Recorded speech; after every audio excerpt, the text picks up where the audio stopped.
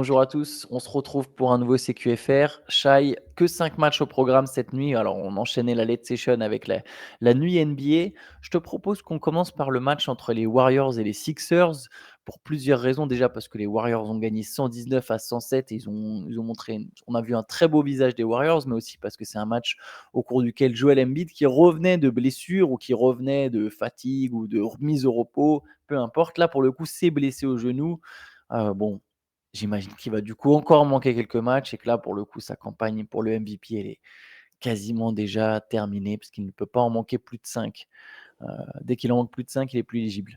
Bah, on se le disait déjà l'autre jour avec l'histoire de son forfait à Denver. On savait que enfin, les 5 matchs, il aurait du mal à éviter de les manquer parce que historiquement, même sans être un joueur euh, souvent blessé, 5 matchs, ça arrive vite entre les mises au repos et les petits pépins ici et là.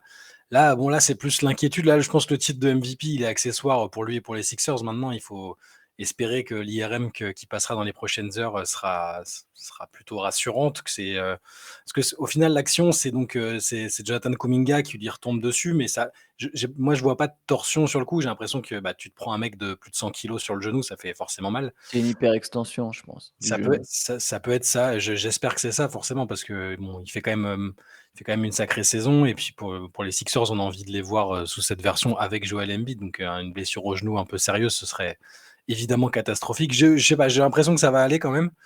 Mais ouais, c'est forcément un peu inquiétant. Et ça arrive à un mauvais moment. Les Sixers sont sur 4 défaites de suite maintenant avec cette défaite à Golden State. Ils ont plein de pépins physiques, hein. On parle de Joel Embiid, mais Tyrese Maxey est touché à la cheville. Nicolas Batum était absent, touché aux ischios. Même des joueurs, des role-players, les Melton et compagnie, c'est un peu dur en ce moment pour Philadelphie. Ouais, il y a beaucoup de blessés, c'est sûr. Et Embiid, pour le coup, avant de sortir, alors il a déjà eu une petite alerte dans le premier quart-temps la nuit dernière, mais il a passé une très mauvaise soirée. Pourtant, en face, il y avait une équipe qui a joué directement avec son 5 de petite taille. Draymond Green dans le 5 avec Kuminga, Wiggins, avec Stephen Curry et Podziemski, et Pat Clay Thompson était malade. Ouais. 5 très intéressant. Et Embiid n'a pas réussi à punir. On le voit souvent massacrer les raquettes adverses, massacrer les pivots adverses. Là, il a été beaucoup gêné par les prises à 2 constantes des Warriors. Il finit avec 8 pertes de balles, 5 sur 18 au tir, 14 points seulement en 30 minutes, 14 points très très loin des standards de Joel Embiid. Ouais. Et ouais, ils lui ont vraiment fait passer une sale soirée. Il finit qu'à 2 passes, 5 fautes. Il a été constamment provoqué, très bien défendu. Et ça me permet, Shai, de te parler de l'impact de Draymond Green. Je vais te lancer comme ça. L'impression que j'ai eue sans ce match, c'est que si tu le regardes sans avoir le contexte du classement, juste voilà, tu sais que les Warriors ont eu une grosse équipe à un moment, tu sais qu'ils ont été champions en 2022, tu as arrêté de suivre la NBA, tu regardes ce match, tu te dis, mais en fait, Golden State est toujours l'une des meilleures équipes de la ligue. Tu pas le classement, tu peux pas deviner, honnêtement. C'est exactement ce que. Alors, je l'ai mis dans notre CQFR écrit parce que c'est une suggestion enfin, c'est une remarque que tu m'avais faite ce matin de bonne heure après le match. Et j'ai mis exactement comme tu l'as dit, c'est-à-dire que là, si tu prends le match sans savoir qu'il y a toute cette. C'est une crise de résultats quand même, hein, entre Ah autres ouais. crise sportive avec tout ce qui est arrivé ces derniers mois à Golden State. Tu as effectivement l'impression que c'est cette équipe qui se connaît très bien, qui a en plus un jeune talent comme Kuminga qui est sur une super série. Là, il fait 26 points sur 19. Il est en ce moment, je crois que c'est toi aussi qui me disais ça ce matin. Là, sur les 10 derniers matchs, c'est quasiment du niveau All-Star pour Jonathan Kuminga. Et il y a l'impression que c'est toujours l'une des meilleures équipes NBA et qui peuvent, en claquant des doigts sur un switch, redevenir l'équipe qu'on connaît. Alors là, ils affrontaient quand même une équipe en Du milieu, difficulté, ouais. elle aussi. Mais il y a toujours cette impression, et c'est ce qui fait, je pense, que les fans des Warriors et même les observateurs s'accrochent un peu à cet espoir-là de revoir les Warriors sous leur meilleure version. Là, il n'y a pas Clay en plus. Et puis, c'est aussi dépendant de ce que montre Stephen Curry. Là, 37 points, 8 rebonds, 7 passes, 8 paniers à 3 points, c'est le Curry qu'on connaît. Et c'est cette version-là aussi qui fait que les Warriors pourraient redevenir et redevenir ce qu'ils sont et remonter un peu dans le classement, je pense. Mais je suis totalement d'accord avec cette remarque, c'est ça, hein. Tu... Et même par instant, sur des matchs qui perdent où ils se tirent une balle dans le pied, on a aussi ce sentiment, en fait. C'est ça qui est difficile avec eux. On ne peut pas totalement les écarter parce qu'il y a ces séquences où on se dit, waouh, c'est Steph Curry, Klay Thompson, tiens, aujourd'hui, il est chaud. Draymond Green, c'est le playmaker défenseur qu'on connaît. On ne peut pas les enterrer, en fait. Ouais, C'est un espèce de paradoxe, quoi. Après, je trouve bon, Steph Curry a été vraiment très, très bon cette nuit, hein. C'est 37 points, mais c'est 12 sur 17 au tir. Je crois que c'est vraiment ça le truc, il lâche aussi 7 passes décisives. Mais Wiggins et Kuminga, alors Kuminga, 7 matchs de suite à 20 points ou plus. Mmh. Là, il en met 26. 7 rebonds, 3 interceptions. Wiggins met 23 points, 5 rebonds, 4 passes, 3 interceptions. Eux deux tournent beaucoup mieux, et je vais vraiment surligner le beaucoup, avec Draymond Green Mmh. quand ils ont de l'espace. Là, ce 5-là, et je pense que Steve Kerr a trouvé sa formule, parce il manque du monde, hein. Il manque Chris Paul, il manque Gary Payton, il manquait donc Klay Thompson. Je pense qu'après, le deuxième 5 sera articulé avec Chris Paul, Kevin Looney, Travis Jackson, Moses Moody aussi, qui manque à l'appel. Il manque énormément de monde du côté des Warriors, hein. Leur équipe est loin d'être complète. Je pense que là, il a trouvé sa rotation avec Curry, Wiggins, Kuminga, Green. Et il peut se rassurer en se disant: «Mais attends, mais même quand on joue contre Joel Embiid, oui, il y a pas tous les Sixers, mais en fait, on tient le choc défensivement, donc on peut le faire». En fait, Kuminga est long et il est athlétique. Wiggins est long, il est athlétique. Draymond Green est un incroyable défenseur. Donc ils arrivent à tenir le choc en défense, et il y a énormément d'espace, et un mec comme Kuminga, il a beaucoup progressé. En fait, c'est ouais, je disais, sur les voilà, le côté All-Star, évidemment, faut voir sur la durée parce que c'est qu'un petit stretch, mais tu as l'impression qu'il y a une vraie progression. Il joue, il prend des ISO et il est capable d'aller marquer ses points, mais comme une star. Est est-ce que Mieux tu que serais n'importe quel autre mec de l'effectif à part Curry, quoi. est-ce que tu serais en train de nous dire qu'il est temps de remonter discrètement par la porte arrière dans le wagon, des Golden State Warriors?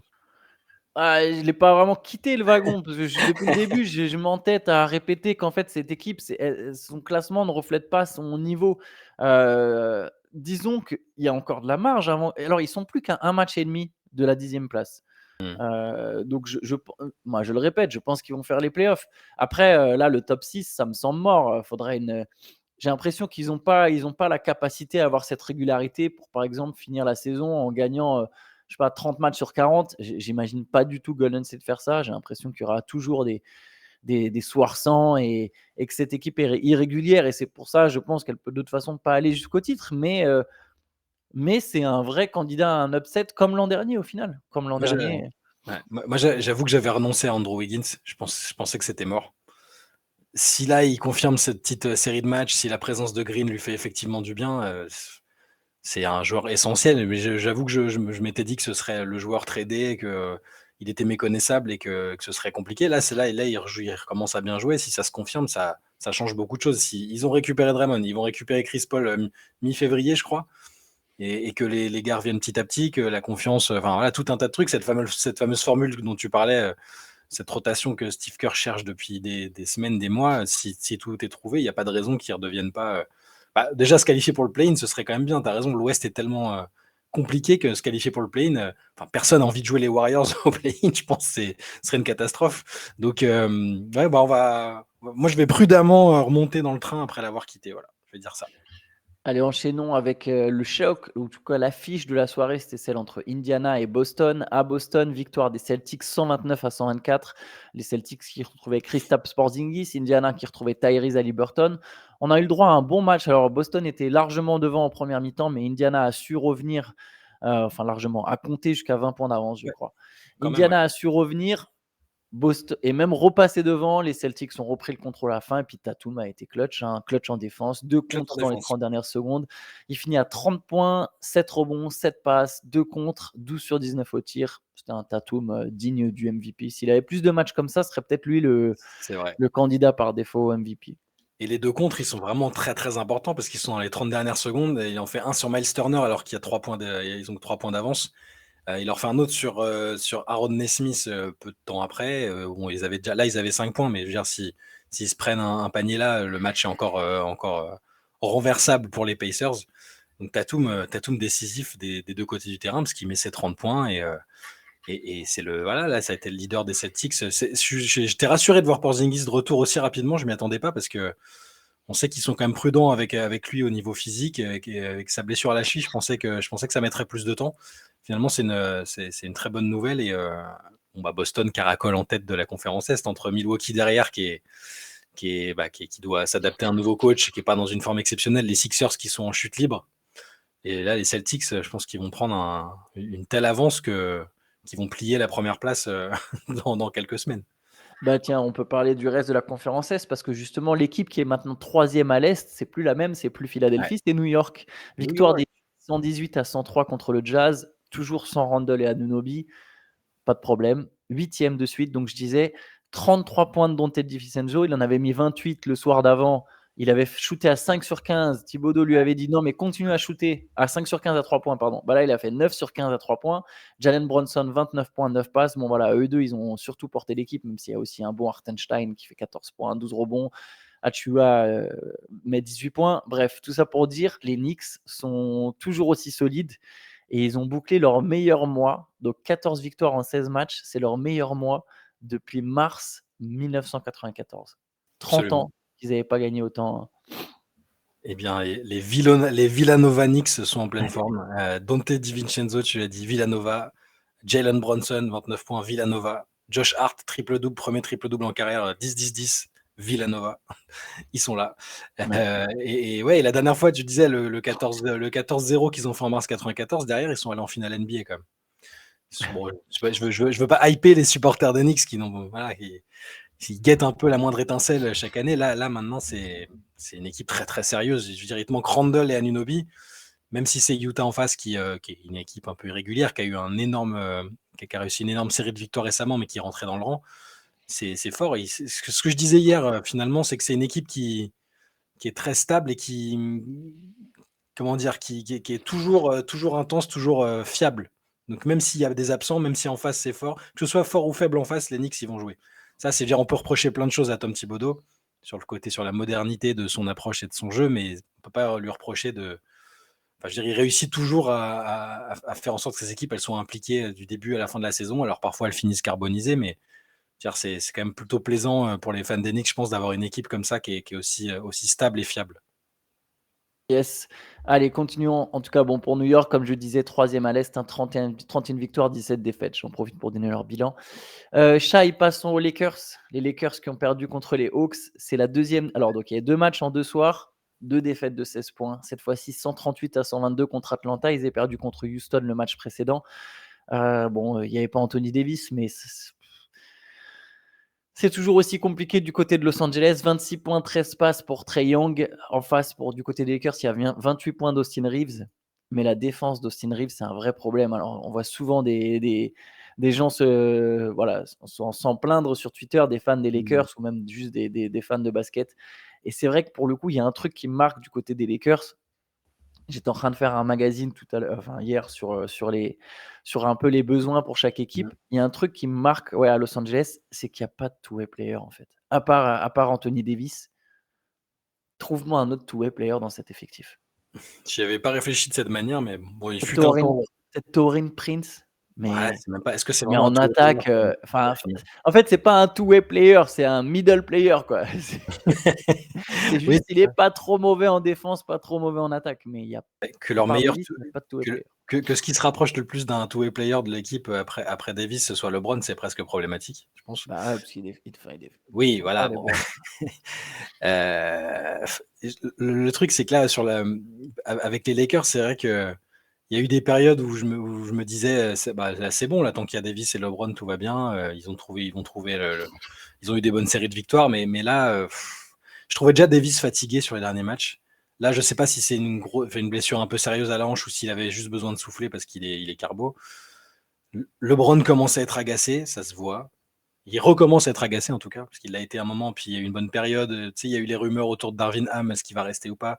Ils ont réussi à les effacer un peu, notamment avec la montée en puissance de D'Angelo Russell, tout ça. Là, après le match, ça y est, il était à nouveau agacé. Genre, les gars doivent aller sur le terrain et faire ce qu'il faut. Enfin, des phrases qui peuvent sembler classiques, mais avec le regard un peu de killer que LeBron est capable d'adopter et avec le ton passif-agressif voilà, qu'on aime bien et qui préfigure généralement des choses, surtout en approche de trade deadline. Mais c'est impossible de lire les Lakers, franchement. C'est trop compliqué. T'as raison sur le côté, il manque peut-être de two-way player, mais j'ai l'impression que demain, ils peuvent regagner 3-4 matchs. On se dit, bon, non, bah, c'est bon, en fait, ça va. Ouais, Je comprends pas. non, mais la logique, même si tu regardes. En fait, de toute façon, on sait qu'en playoff, il te faut des two-way players. Hmm. Là, même s'ils regagnent 3-4 matchs, si ton deuxième meilleur défenseur, enfin, tu as Jared Vanderbilt, il défend, mais bon là, il fait 6 sur 6, il met 12 points. Mais on sait qu'en attaque, il est très limité. J'ai l'impression que l'effectif, et c'est là où on s'est quand même bien trompé. Et c'est vrai qu'on avait une question dans le CQFR de samedi sur ça, sur l'intersaison des Lakers. C'est une question de Wax, je crois. On mettait vachement en avant le fait qu'ils avaient fait une très belle intersaison. Mais au final, quand tu regardes l'effectif, tu te rends compte qu'il y a quand même pas beaucoup de mecs capables de défendre. Et ça, en playoff, c'est trop compliqué. Sachant qu'il n'y a pas non plus énormément de shooters. Ce effectif n'est pas si bien construit que ça au final. C'est très bizarre. Il y a eu un très bon stretch. C'est celui qui a mené les Lakers jusqu'en finale de conférence. Mais je me demande si c'était quand même peut-être plus une anomalie. Et juste D'Angelo Russell, le public des Hawks, c'est très drôle. Oui, j'ai Ils ont, vu. ils ont chanté oui, dans ton, on veut pas de toi. Voilà, on sait qu'il y a des rumeurs parce que tu vois, les Lakers vont être. Il y a des rumeurs avec Murray. Je vois pas du tout pourquoi Atlanta passerait d'un duo de meneurs à un autre duo meneur avec Mmh. cette fois-ci un meneur qui est moins fort que le meneur qu'ils ont déjà associé avec Trae Young. Ça n'a Ouais. pas de sens, ça marche. Je pense que les Lakers sont linkés à Dejounte Murray surtout parce que ce sont les Lakers et que du coup voilà, tu fais des rumeurs avec des stars, avec Zach LaVine, avec Dejounte Murray. Il faudrait une troisième équipe pour qui prendrait Russell. Je sais pas s'ils trouveront ça, mais oui, si d'un coup les Lakers ramènent Murray et Bruce Brown, s'ils arrivent à faire 2 trades, et ben là d'un coup, tu as effectivement 2 two-way players en plus, quoi. Et là, ça change la donne. Mais bon, ça va être encore une fois une mission pour Rob Pelinka, quoi. Ouais, ils prennent 138 points ce soir, hein, quand même. Enfin, c'est Ouais, dès qu'il y a pas Anthony Davis, ah ouais, c'est compliqué. et 138 points contre une équipe qui tourne même pas en ce moment, quoi. Ouais, ouais, et là qui a gagné un peu de confiance. Un triangle, il met ses 6 premiers paniers à 3 points. Ouais, Et ouais, Dejounte Murray fait encore un bon match, il enchaîne des bons matchs, ouais. qu'Atlanta gagne ou perde en ce moment, Dejounte, il est quand même, il il fait le taf, ça, il y a rien à dire. Allez, dernier match de la soirée, c'était celui entre Toronto et Chicago. Chicago, franchement, a réussi à laisser filer ce match contre une équipe des Raptors qui a plus gagné, je pense, de 1997. Je pense qu'il y avait encore Tima, Kevin Carter à l'époque. Mais bref, victoire des Raptors 118-107. 24 points de Gary Trent Jr. Lui aussi, c'est une cible, hein, pour un Ouais. transfert Mmh. d'ici quelques jours. Voilà, et bon, Chicago qui laisse filer ce match. Enfin, c'est le genre de défaite un peu embêtante, je pense, pour Chicago à domicile quand tu es en course pour le play-in. Mais bon, voilà. Et en face, ouais, tu as raison, les Raptors, ils restaient sur 5 défaites de suite. Ils jouaient sans RJ Barrett et Emmanuel Quickley. Et les Bulls ont mené d'une dizaine de points en début de match. Tu te dis: «Bon, bah, c'est plié». Et puis, ouais, les Raptors, Trent, Bruce Brown a été bon, Jordan Nwora, super passage aussi, 17 points en 19 minutes. Et Dennis Schroeder, le MVP de la Coupe du monde, j'aime toujours le rappeler, tant que c'est le cas, tant que je pensais pas qu'on cette phrase un jour, mais le MVP de la Coupe du monde, 16 points et 10 passes, dans ce match enfin, c'était un peu le match anecdotique de la nuit, sans manquer de respect aux Raptors et aux fans des Raptors et aux fans des Bulls, évidemment. Et t'inquiète, ils le savent. Bon, bah écoute, Chai, on va se laisser là-dessus. On a fait le tour des games. Vous pourrez retrouver. Aujourd'hui, il y aura un Mob Deep, si je dis Ah, pas de alors bêtises. normalement, il voulait les repasser le mercredi, mais on va je crois que Julien en parlait avec lui, tout à l'heure, on vous Ok. tient donc au courant de toute façon. Dès que ça sort, vous avez la petite alerte. Voilà, exactement. Il est possible qu'il y ait un Mob Deep aujourd'hui. En tout cas, ce qui est sûr, c'est qu'il y aura un CQFR demain. Ce qui est sûr, c'est qu'il y a toujours le podcast de lundi qui est disponible. Et demain, vous aurez aussi sur la chaîne le replay de la late session. Et attention, parce que là, on a parlé de certains sports assez incroyables. Donc voilà, donc si vous aimez les Le sports tels Quidditch. que le hockey aquatique ou le Quidditch, c'est dispo. Et on a aussi quand même à parler un peu de basket, je vous rassure. Ça sera disponible demain sur YouTube. Et sur ce, bonne journée à tous. Bonne journée. Ciao, ciao.